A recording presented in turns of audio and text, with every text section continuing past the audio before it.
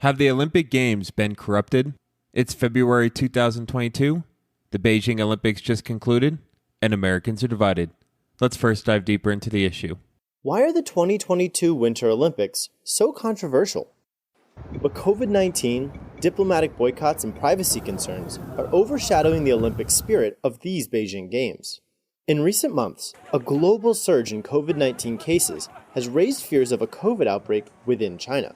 In an effort to stave off a mass outbreak prior to the Games, under its zero COVID policy, China has locked down major cities, like Xi'an and Anyang, after detecting a spike in COVID cases. And these tight restrictions extend to the thousands of athletes, coaches, and media traveling to Beijing. This, as the US, UK, Australia, and Canada are not sending diplomatic delegations to the Olympic Games over the treatment of the Muslim Uyghur population in China.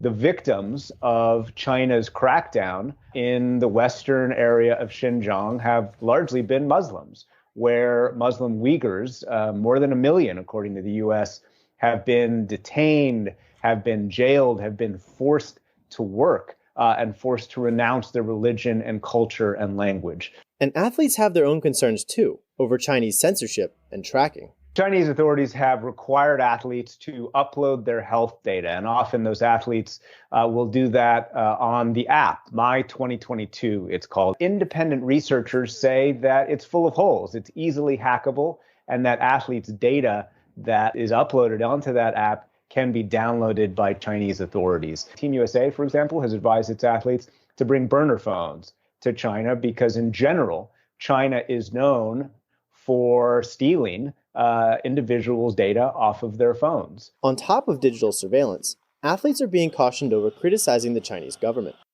My guest today is Noah Hoffman, a former two-time Winter Olympian with Team USA, who recently made headlines for speaking out against the Beijing Olympics and International Olympic Committee. Noah has recently helped launch Global Athlete, an Olympic athlete movement dedicated to addressing the balance of power between athletes and Olympic administrators. In this episode, we discuss his criticism of how the IOC operates, his interactions with current Team USA Olympians, when protests are appropriate, the Chinese tennis player Peng Shuai, and more. Whether you agree or disagree with today's guest, I invite you to join us with an open mind as we work to heal the division on future Olympic Games.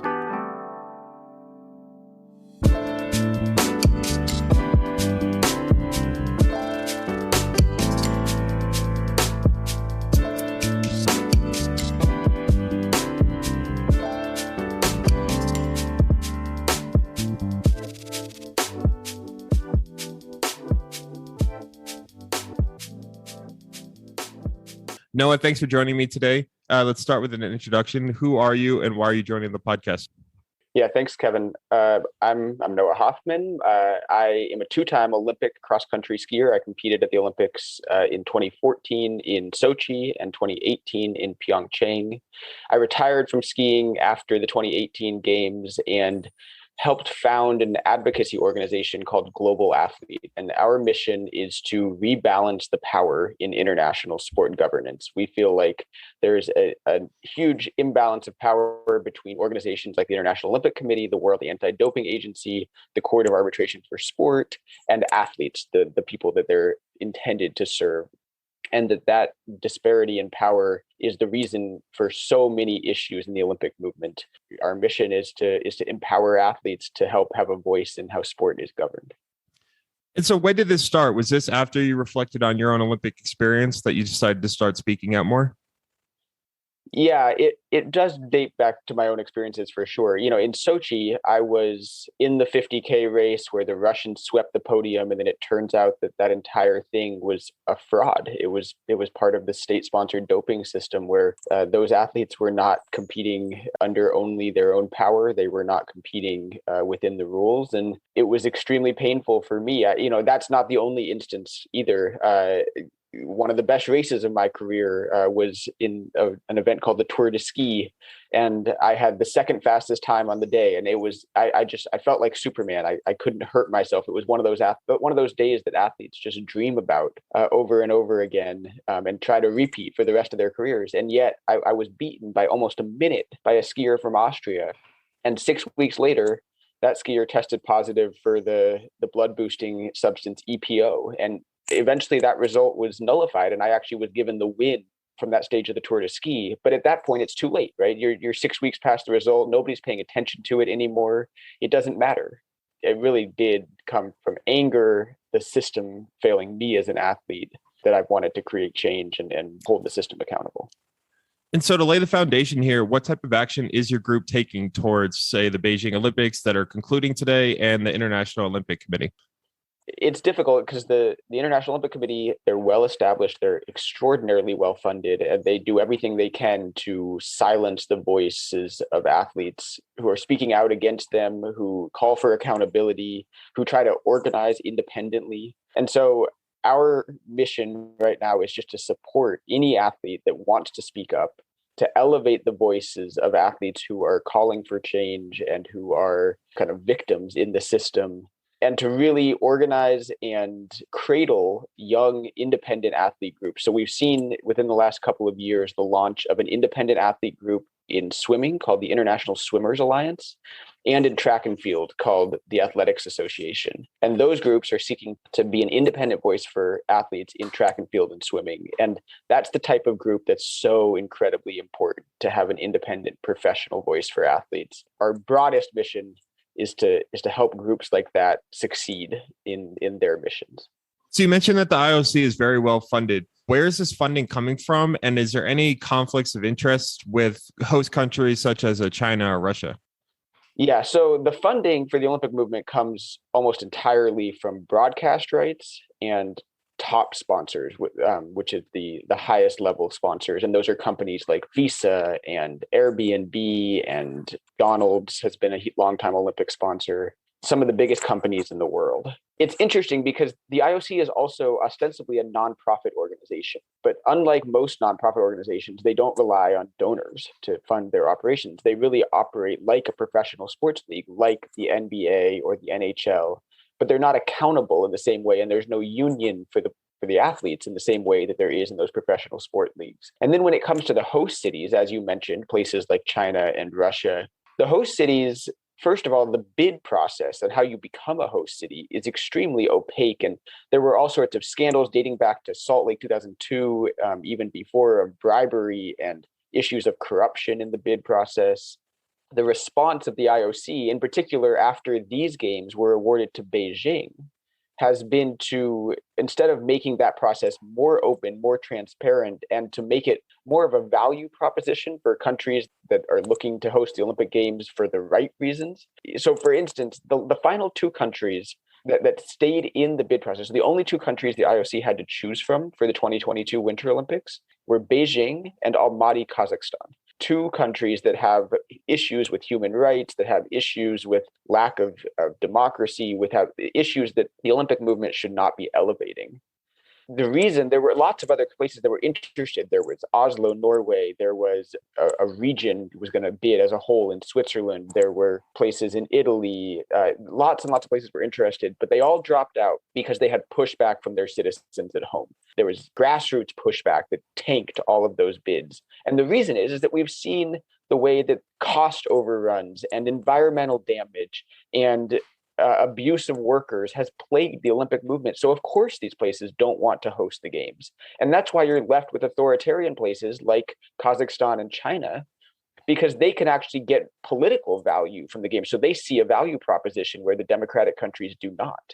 So the IOC's response to all these countries dropping out of the bid process was to take the whole thing behind closed doors, so that now there basically doesn't need to be a public approval for a place to get an Olympic Games. It's just the elites of a country working with the elites of the Olympic movement to just decide that a population is going to host the Olympics. That's what we saw most recently when the 2032 games were awarded to Brisbane. The IOC just came out and said the 2032 games are going to Australia. That's just the way it is, without any consent from the host countries, without any consent from athletes. So they've really moved in the wrong direction here. In response to the bid crisis and the power of host cities, they've moved to make it even less transparent and less accountable, as opposed to going the other direction. So this is just one of the issues we're very focused on.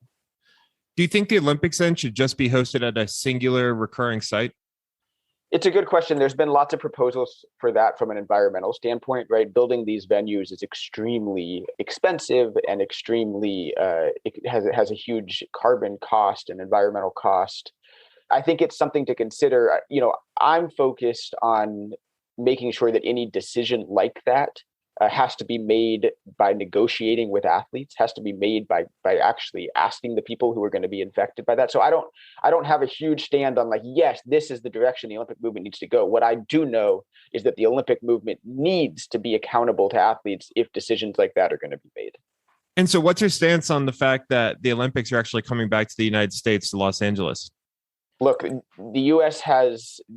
bid process and the U.S. hosting of the games has all the same problems that we've seen from other countries. Of course, not quite as many problems as Beijing, for instance, or as Sochi probably, but we see issues with every single Olympic Games. And interestingly, there are grassroots anti-Olympic movements in every single host country. And often those movements are stronger in democratic countries with free speech values because they can actually speak out and know that they can make their views heard. And so there's a very strong anti-LA 2028 movement happening. Athletes want the Olympics to happen. This is our marquee event. This is where we show up and demonstrate what we've trained for our entire lives for the most part. And I don't want to see the Olympics and that kind of stage for athletes go away. I really believe there's incredible value in international sport and in athletes pursuing excellence in sport. But the fact that athletes can use the leverage that's gained from these anti-Olympic movements to hold the IOC accountable. And there's a lot of things that are in common. Like athletes don't want to see the environmental damage. Athletes don't want to see the workers of the games abused. Athletes don't want to see the displacement of people who live in these areas and who can no longer afford the rent or who are just simply forced out of their homes because of stadium development and things like that. Athletes want an Olympic movement that works. And so our aim is not to end the Olympics. Our aim is to make the Olympics work. And what would you say to an athlete that doesn't necessarily agree with you? So maybe an athlete feels, I don't want to get involved in the politics. I don't feel qualified to get involved in the politics. I'm simply here to compete. You tell me where to go. I'll go there to compete. What would you say? Yeah, so there's two different answers to that question. The first is that we're not taking political stands. Like I said, I don't have a feeling about whether the Olympics should only have one venue. We are trying to empower athletes, and the same way that we see in, as I said, the leagues with collective bargaining, like National Hockey League and National Football League, those athletes are making their own decisions. So I'm not trying to say an athlete has to follow my politics. I'm trying to say that athletes should have a right to be able to shape their working conditions and to be able to make decisions. And I don't think there's an athlete in the world that hasn't felt the effects of doping, that hasn't felt the effects of sport administrators who are taking advantage of kind of the lack of power. So that's the one thing is when it comes to the politics of sport, I think every athlete has an interest in empowering themselves, even if it's not, they don't feel strongly where the Olympics should be held. Then on the political front, and when it comes to human rights issues and things like that we've seen in China, athletes are being used as political tools, right? They're being used in this system, whether or not they want to be political. When an athlete stays silent and they go to the Olympics in Beijing and they compete like they're told to do, and then they go home and they never speak up, that is a political act because it's being used to bolster the Chinese Communist Party. It's being used to cover up the human rights abuses in China. It's being used to legitimize the stances of the one China policy, where Taiwan is not thought to be an independent country. As we saw, there was an IOC press conference 2 days ago in which the Chinese Communist Party was using this IOC, right? The IOC is supposed to be politically neutral. Here we are at an IOC press conference, and the Chinese Communist Party, through the organizing committee of the Olympic Games, is standing up and saying, we don't believe that Taiwan is its own country, and the claims of forced labor in Xinjiang are false. Those are political statements that the Olympics are being used. So the athletes are legitimizing that use of the Olympics for those political ends if they don't speak up. So athletes don't have a choice, actually, to just not be political and to stay out of the whole thing. Silence is allowing their results, their excellence, their incredible performances to be used to political ends. And so this whole thing is political, whether you want it to be or not, unfortunately for athletes. In previous Olympics that you participated in, did you ever hear rumblings or private dissent from athletes about their country or how the Olympics were being ran? Yeah, absolutely. I mean, in particular around Sochi, right? Leading up to Sochi, there were tons of issues about policies in Russia that were anti-LGBTQ. There were many members of the Olympic team, right, that were queer or gay. And this was a huge issue, but I didn't feel like I had the tools to comment on that. And I wasn't educated enough on the issues to be able to speak up. And so that was one example of where, yeah, the Olympics are being used in this way. They're going to a country that doesn't protect a subset of athletes. And yet athletes feel like they have no ability to speak out against those issues. And I know that the same was true in Beijing. I spoke to athletes before these games. And, one athlete told me that they're excited to go compete at the Olympics, of course, but they feel like going to China itself is something they have to bind together in solidarity and just endure. An athlete should not feel like they have to endure an Olympics, right? It's the pinnacle of their career. It's something they've worked their entire lives for. And yet here they are feeling like they're not going to have any speech rights. They're going to be digitally surveilled. Athletes were told before these games to get rental computers and burner phones because they weren't going to have any digital privacy in China. And they were threatened by the organizing committee before the games, where the organizing committee said that any athlete that speaks out against the laws of China will face punishment. But of course, the laws of China, when it comes to speech, are incredibly vague, and they're often used to silence speech that in most of the world we would feel is completely appropriate. And so athletes were coming into this really hostile environment. And this is not something that they wanted to be doing. But the athletes that I've spoken to have decided to stay silent because it's just not worth the risk for them to speak up. And so as we segue into talking further about the current Beijing 2022 Olympics, did you ever speak to a Russian athlete about concerns about doping, or Chinese athletes that were concerned about the actions that their own government was taking? No, and I never had connections with the Chinese teams or the Russian teams in that way. I will say that one of my best friends on the circuit, his name is Karl Tamjar from Estonia. I mean, somebody I've adventured with in the off season, really spent time with as a friend. He made the really bad decision to start doping near the end of his career. Well, it was the end of his career because he was eventually caught for doping. He was part of the raid of the 2019 World Championships by police in Austria, because doping is illegal in Austria, and he was arrested in this multi-athlete, multi-country operation that uncovered the doctor that was supplying the performance-enhancing substances to him. He was a great friend of mine, and I had the opportunity to spend some time with him after that came out and talk to him about why he decided to dope. And it did come down to national pressure for him. It came down to feeling like he was letting his country down by not succeeding on the international stage. That is one instance where I did get a chance to talk to one of these athletes that was caught up in this international political system that we have in global sport that perpetuates doping, perpetuates abuse. And it was eye-opening for me, and it really humanized the whole thing because, like I said, Karl, to a big extent, still is a good friend of mine, but made a really, really bad decision and had access to performance-enhancing drugs because the system hasn't stopped athletes from having that access. Well, Noah, you've been expressing your dissent about the current Beijing Olympics, so I want to dive deeper into this. To do so, let's first start with the news clip. When the Olympic Winter Committees begin tomorrow in Beijing, the Chinese government once again attempt to distract the world from a decades-long campaign of abuse and repression. I would say to our athletes, you're there to compete. Do not risk incurring the anger of the Chinese government because they are ruthless. I know there is a temptation on the part of some to speak out while they are there. I respect that, but I also worry about what the Chinese government might do to their reputations, to their families. So again, participate, let us celebrate from abroad, and don't risk thinking that there are any good intentions on the part of the People's Republic of China government, because there are none.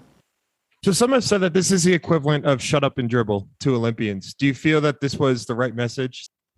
I decided to actually send, and we at Global Athlete decided to send a very similar message to the athletes as Speaker Pelosi did. And the reason is it comes back to what we saw with Chinese tennis player Peng Shuai before the Olympics. Peng spoke up about sexual assault. She made sexual assault allegations against a high-ranking Communist Party official. And in response, she was completely wiped off the internet in China, and she disappeared from public life for over 2 weeks. So Peng is a multi-time Olympian. She was a world #1 doubles player. What was scary about this to me was that the International Olympic Committee, instead of protecting Peng, protecting this Olympic athlete, decided to work with the Chinese Communist Party to parade Peng around, to have these publicized news clips with her or press releases with her that did not do anything to ensure Peng's safety and never once called for an investigation into the sexual assault allegation. And instead tried to say nothing to see here, move on, international community, and don't worry about what we're doing to Peng Shuai. So that happened in November and December, not long before these Olympics. And by taking those actions, I mean, it's terrible, right? Because in a lot of ways, those actions worked. Not only did they silence Peng, but they caused us, who believes that athletes absolutely have a right to speak out anytime they feel like they're human beings. They have a right to have political views and to use their platform to espouse those views. And yet here we are telling athletes that it's not worth the risk to speak out. So what I think Speaker Pelosi missed in that press conference is that she did not say athletes are in huge danger by speaking out in China, and it's the fault of the IOC for putting athletes in this position and for not guaranteeing protection for athletes who speak out. So there was a second clause: athletes, you're taking on a huge amount of risk by speaking out. So we're going to do everything we can to protect you. For me as an Olympian, if I were you, I wouldn't take the risk because it's scary. And yet the second half of that statement has to be, this is an unacceptable place for athletes to be, and it's the fault of the IOC. And this can never happen again. So that's the part of that statement that's missing, in my opinion. And if you were to compete in the Beijing Olympics, would you? And if you would, how would you go about expressing your disapproval? So I would have stayed silent. And that was something that I thought hard about before advising athletes to stay silent. Because if I was there, I would speak out, then I wouldn't be telling others to stay silent. After seeing what happened to Peng Shuai, and after hearing the threats from the organizing committee and understanding, the extra legal methods that China uses to silence dissent, I thought it just wasn't worth the risk. And so I would have been silent. But the moment that I got back, and especially if I had medaled at these games, the Olympic medalists are going to come back to this country. Some of them already are, and they're going to be on all the morning talk shows. They're going to be using this moment to capitalize on their achievement, to be as public as possible, to increase their fame as much as possible, to gain sponsors, and to really financially and athletically capitalize on this moment. That's a really, really good time to start talking about these issues and talking about both the human rights issues in China and the way these games were used to cover up those issues and to distract from those issues, and the lack of accountability for the IOC and the fact that athletes had absolutely no choice in where the Olympics were held and were forced into this position of being used as political pawns. So I would have been silent during the games because I would have felt like I had no choice, but I would have been as vocal as I possibly could when I got back. And I'm encouraging other athletes who are coming back from Beijing to speak out. And I'm personally invested in helping some of these athletes understand the issues and to talk about them in a way that they can, really make a difference. And Global Athlete is standing by. We will absolutely be providing legal support for any athlete that gets into legal trouble for using their voice and for exercising their right to speak out, or any athlete that's targeted by sport administrators for speaking about political issues. We are standing by, ready to support athletes. To play devil's advocate here, though, do you think that speaking after the fact is effective? Because by the time these athletes come home, the Olympics likely aren't on the minds of Americans as much. And to compete and wait until afterwards in the safety of your own country, some might say that that's hypocritical because they shouldn't have then been there in the first place, or they should have been more active while they were actually in China. Look, I think that stance is just not taking into account the reality of the situation. Could you be more impactful by taking a stand on the Olympic podium in China? Probably, but is that worth the risk for athletes? I mean, not only is there a risk of being the subject of a disappearance, of being thrown in jail, of being punished by the Chinese regime, there's also the consequences that athletes are going to face from sport administrators. The IOC prohibits speech from an athlete on the field of play or the podium. So if an athlete were to speak up when they're when they can make the biggest difference, they might get kicked out of the Olympics. They might be banned from future Olympics. They're really jeopardizing their entire career. So if you're asking an athlete to speak up in China, you're not only asking them to put their personal bodies at risk, you're also asking them to risk the end of their career and throwing away this thing that they have worked their entire lives for. On top of that, the idea that an athlete could have chosen not to go to the Olympics is a false choice. Our entire careers are built around the Olympics. When I'm introduced on this podcast, when I introduce myself, when I'm introduced anywhere that I go to speak as an athlete, I'm introduced as a 2-time Olympian, right? It's not a 3-time U.S. national champion. It's not a World Cup winner. It's not a 10-year member of the U.S. ski team. It's a 2-time Olympian is how I'm introduced. It defines my career. And that's true of every athlete in a Winter Olympic sport, potentially with the exception of hockey. But of course, the NHL players aren't even at the Olympics right now. So really, every athlete, this is the pinnacle of their career. And they need it to get sponsors. They need it to get donors. They need it to make their careers financially viable. If you decide to skip the Olympics, you're probably not going to continue to compete in your sport because you can't afford to do it because you don't have the financial support. So the idea that an athlete can just skip the Olympics for political reasons is just not true. So your devil's advocate position that athletes should have either not gone to the Olympics or should have spoken out while over there, I don't believe those are real choices given the situation. So athletes can speak out and sponsors can pull out, but who ultimately governs the IOC or influences the decisions that they make? The IOC, when I say lack of accountability, the more you dive into it, the more you're like, oh, there really is no accountability. So they're governed, they have this council of members, and there's like 100 and some odd IOC members. But the core group that makes the decisions is much smaller than that. It's people like IOC President Thomas Bach and Vice President John Coates. And the IOC membership, first of all, there's no term limits or time limit on being an IOC member. So many of these people have been an IOC member for over 30 years. There's a huge amount of political and personal benefit that comes with being an IOC member in terms of political power, in terms of ability to financially capitalize on your position as an IOC member. So there's huge amounts of benefit. It's just ripe for corruption. And so not only is there no term limits, but the IOC members themselves decide who to admit as future IOC members.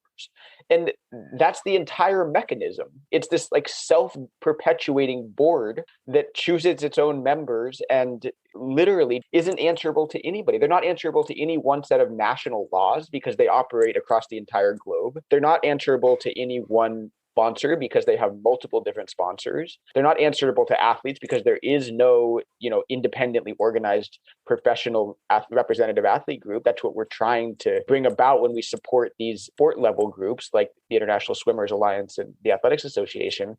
But at this point, there's no unified voice of athletes that is powerful enough to hold the IOC accountable. There's no one host city that can hold the IOC accountable. The IOC, when there are disputes in sport, every athlete, host city, everyone involved in the Olympic movement has to sign a form that says that any disputes will be resolved by arbitration within the sport movement.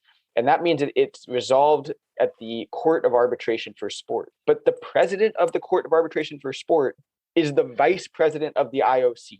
So the IOC controls the adjudication system within sport. And so the idea that there's real accountability, it is laughable. And it's a model that you don't see really anywhere else in the world. There's nothing to compare it to in a system that has so much autonomy, so much power, and so little accountability. We see other leagues like the NFL, NBA, they all have players associations.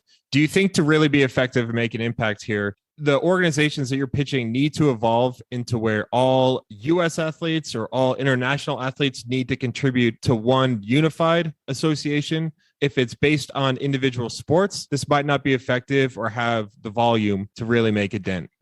No, that's a huge fear. And that's why we believe that there needs to be an international athletes group that corresponds to every single international federation. So there's 40 different international federations that govern sports underneath the IOC. And each of those has power and their financial resources often trickle down from the IOC. And they have an incredible amount of power over athletes. So For instance, World Athletics is the administrative body for track and field, and then the Athletics Association, this new athletes group, corresponds to them. We want to see that relationship, professional representation, independent representation for every international federation. If that were true, then those 40 different independent athlete groups, professional athlete groups, could come together into a unified council that would represent every single Olympic athlete.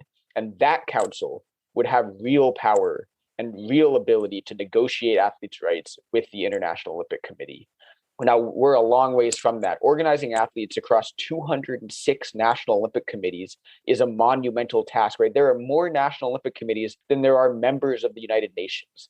It is an extremely diverse set of athletes, of people involved. And of course, organizing athletes who are from a culture like Russia or China with athletes that are from, democratic countries in Europe and the United States and Canada and all around the world that have values of free speech and that are used to organizing and demonstrating. It's an near impossible task, but we're committed to it because the only other option is that the Olympic movement goes away, because we cannot continue on the path where athletes are being abused, where state-sponsored doping goes unpunished, where the Olympics are being used by authoritarian regimes to cover up or to distract from human rights abuses. These are issues that just cannot be sustainable. And so the answer is to organize athletes. You give athletes the power to actually influence their own sport. So have you been in contact with any athletes that have been participating at these Beijing Olympics? And if so, is there anything that they said to you that's really stood out? I was in touch with athletes, as I said, before the games about these issues and free speech, but I made the decision. I know what it's like over there, and I know how important results are to the athletes over there and how focused they are on what they're doing. So I've been in touch with athletes to congratulate them on amazing performances, but I decided not to press athletes or to really distract athletes while they're in Beijing. That being said, the athletes that have concluded that are back in this country, I have been in touch with them, encouraging athletes to speak out about these issues, to use their platform to bring about change. Now is the time. As you said, like the interest is going to wane soon after the Olympics, but there's at least a little bit of a lag in that, where we are going to see these Olympians and the Olympic medalists on TV, on the radio, at events. We saw Shaun White come back and he was at the Super Bowl. They are in the spotlight right now, and that'll continue for another couple of weeks. And I hope that athletes capitalize on this moment. So I have not been distracting athletes with thinking about human rights and sport governance while they're there, but I will be encouraging athletes to get involved in these issues as soon as they get back. Well, for my final question, I want to jump into another news clip. Olympic Committee will continue to remain in contact with the Chinese tennis player Peng Shuai. IOC President Thomas Bach says he hopes to meet her again in the next few months. I hope I will meet her again in the summer, then in Lausanne, where we have invited her again to show that this caring is not finished here with the games or at any moment.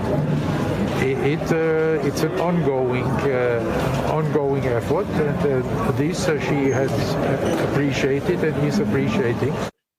As we look forward to future Olympics, is there already known corruption or conflicts of interest that are going to impact the type of decisions and statements that someone like the IOC president will make?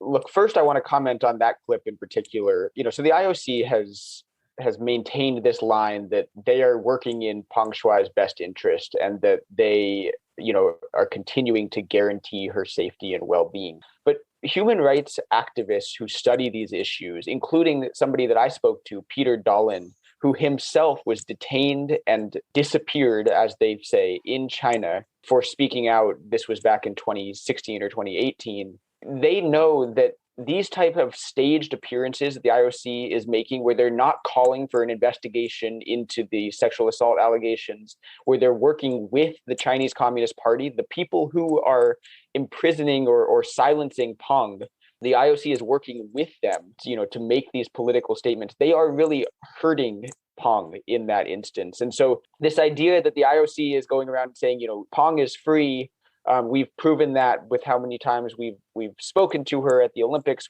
with the different media appearances we've done with her. It's just not true. there's numerous accounts of people who have gone through these disappearances in China who are forced to retract their initial allegations. They're forced to make these public appearances to make it appear like all is well when all is not well. So I want to highlight that the IOC is not acting in Peng's best interest. And there's well-documented evidence that the best thing you can possibly do for somebody who's been disappeared is to speak out about their welfare and to speak out in favor of a full, transparent investigation, and to not let the initial claims that caused the person to be disappeared, to not let those be forgotten. So that's on Peng. In terms of the IOC, look, the Olympics are moving to all democratic countries for the foreseeable future. We're going to Paris in 2024, and then Milan in Italy in 2026, and then the US in 2028, and then Australia in 2032. The Olympics for 2030 have not been named yet for winter, but the issues that have specifically surrounded these games of them being used to distract from human rights abuses and from a cultural genocide, those are not going to be prevalent. But the issues for athletes and the lack of accountability, those are all still going to be there. Athletes are still going to receive less than 5% of the revenue in the Olympic movement. Athletes are still going to be subject to sexual abuse and to doping abuse, right? We just saw this with a 15-year-old figure skater who is part of this state-sponsored doping system in Russia that was never punished in the way that it needed to by the international community. And therefore, we have not seen the cultural change that we need to in Russia. And instead, we're seeing 15-year-old athletes testing positive for performance-enhancing substances. I mean, it's child abuse at that point. It's a horrible thing. And then allowing her to continue to skate, even when it was clear that the pressure from the international community, from her fellow competitors, she was all of a sudden the subject of scorn. I don't believe that she had any choice in what substances to take, right? How can a 15-year-old, seek out and obtain her own performance-enhancing drugs and know what to take and know what she thinks she can get away with? Of course, a 15-year-old can't. This is about the adults that are around her. This is not about the athlete herself. And those types of issues are not going anywhere. So even as the Olympics move to countries that have free speech rights and countries that are democratically accountable, there are so many issues that are not going anywhere with the Olympic movement. And that's what we're keeping our eyes on. Is there anything that I may have missed that you'd like to address? One thing is this movement for accountability in the IOC is growing, right? It really is. It's a marriage of people who are interested in come at this from so many different angles. It's a marriage of people who are concerned about human rights. It's a marriage of people who are concerned about workers' rights, a marriage of people who are concerned about local issues in the future host cities. It's a marriage of people who want corporate sponsors accountable for how their money is spent. And then, of course, it's a marriage of athlete interests. And so this movement we have seen gain so much momentum, especially since the state-sponsored doping in 2014 and the issues around how COVID has been managed in the Olympic movement and the issues with human rights here in China and the interest with athlete rights being abused in places like Iran and Afghanistan and Belarus. This movement has grown and grown and grown, and it is not going anywhere. And IOC accountability is coming, and we need to keep the pressure on. And I hope people will join the movement. They can join us at Global Athlete by signing up at globalathlete.org just to show your support and keep up to date on issues. But there are so many ways to hold sport administrators accountable. Talk to your elected officials and say, if you're going to diplomatically boycott the Olympics, make sure that you're also talking about the International Olympic Committee, who's the one that put us in this situation in the first place. The diplomatic boycott should not be focused solely on China. It should be focused on the IOC, who's put athletes and the international community in this position. So I hope that people will speak up for athletes, speak up for accountability, demand politicians and corporate sponsors and broadcasters no longer support this movement unless change is coming. And as we conclude, can you repeat those resources one more time where people can learn more or if they want to join the movement?